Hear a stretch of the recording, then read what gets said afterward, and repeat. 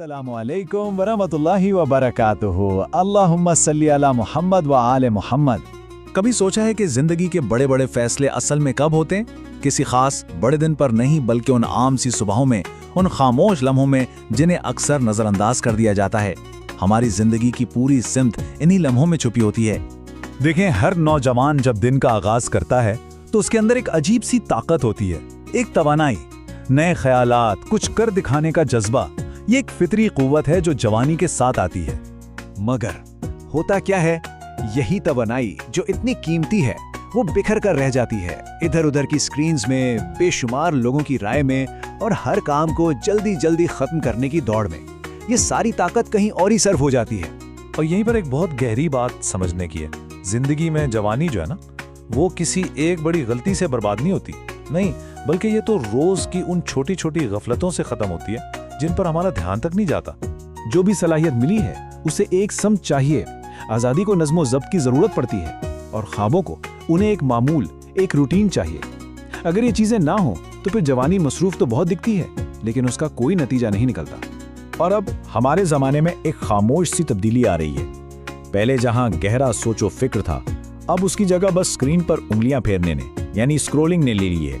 इसी तरह पहले अपनी ज़ात को संवारने, खुद को बेहतर बनाने पर जोर था, आज उसकी जगह दूसरों से मवाजने ने ले लिए। सारी तवज्जो इस बात पर है कि कोई दूसरा क्या कर रहा है, वो कहां पहुंच गया।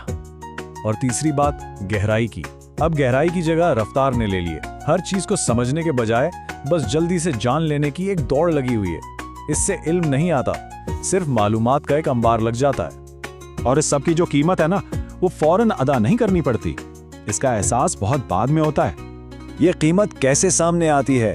एक बेचैन जहन की सूरत में, कुछ अधूरे मकासद और एक ऐसा पछतावा जिसे लोग अक्सर बुरी किस्मत का नाम देकर खुद को तसल्ली दे देते हैं। हकीकत तो ये है कि अक्सर नौजवान नाकाम नहीं होते, वो बस जिंदगी के बहाव में बह जाते हैं। लेकिन इख्तियार अब भी अपने हाथ में है और इसकी शुरुआत होती है एक पुख्ता इरादे से, एक सच्ची नीयत से। जिंदगी का कंट्रोल वापस लिया जा सकता है। ये कैसे मुमकिन है? बहुत छोटे छोटे कदमों से। पहला कदम, अपने जिस्म का ख्याल रखें, यानी पूरी नींद लें और रोजाना थोड़ी बहुत हरकत करें। दूसरा, अपने जहन की हिफाजत करें, अपनी सोहबत अच्छी रखें और रोज कुछ नया सीखें, बहस करने के लिए नहीं बल्कि समझने के लिए। तीसरा कदम, अपने अंदर ज़ब्त पैदा करें, अपनी जुबान पर काबू रखें और कुछ न कुछ बचाने की आदत डालें, चाहे वो वक्त हो, पैसा हो या अपनी तवानाई। और आखिर में चौथा कदम, अपनी बुनियाद को मजबूत करें, यानी इबादत के लिए वक्त निकालें ताकि जवाबदेही का एहसास जिंदा रहे। एक बात हमेशा याद रखने की है कि मुस्तकिल मिजाजी यानी कंसिस्टेंसी वक्ती जोशो जज्बे से कहीं ज्यादा ताकतवर है।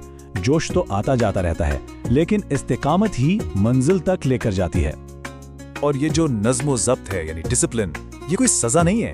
ये तो दरअसल खुद अपनी इज्जत करना है। इस बात का सबूत कि इंसान अपने आने वाले कल की कदर करता है। इसी तरह जब जिंदगी में एक सिमत मुतय्यन हो तो वही असली आज़ादी है, क्योंकि जब मंजिल का पता हो तभी इंसान भटकने की कैद से आज़ाद होता है। जवानी का मतलब इक़दार से बगावत करना नहीं है। असल में जवानी अपने नफ्स पर काबू पाने का वक्त है, इससे पहले कि ये दुनिया आप पर काबू पा ले। जो लोग शुरू में खुद को नज़्म ज़ब्त का आदी बना लेते हैं, उन्हें बाद में जिंदगी के सामने हाथ नहीं फैलाने पड़ते। तो आखिर में एक सवाल जो हर किसी को अपने आप से पूछना चाहिए कि अगर मेरी आदतें बिल्कुल वैसी ही रहें जैसी आज हैं, तो क्या मेरा आने वाला कल, मेरा मुस्तकबिल मेरा शुक्रिया अदा करेगा? अगर इन बातों में कोई सोचने की चीज लगी हो तो उन्हें उन लोगों से जरूर शेयर कीजिएगा जो सोचना पसंद करते हैं। मैं क्यों ना सोचूं फैसले से पहले। देखने का शुक्रिया। अल्लाह हाफिज।